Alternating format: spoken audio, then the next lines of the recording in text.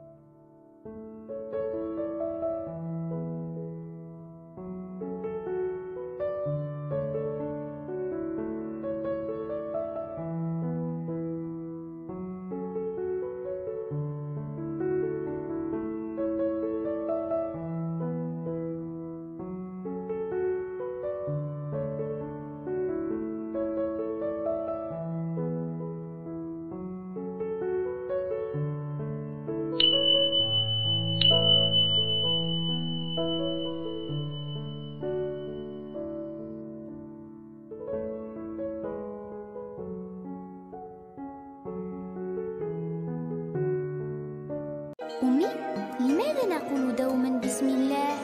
لأنك حين تقولين بسم الله يكون الله معك ويبارك لك في كل شيء. Maman, pourquoi on doit toujours dire Bismillah? Parce que quand tu dis Bismillah, Dieu est avec toi et met la baraka dans tout ce que tu fais.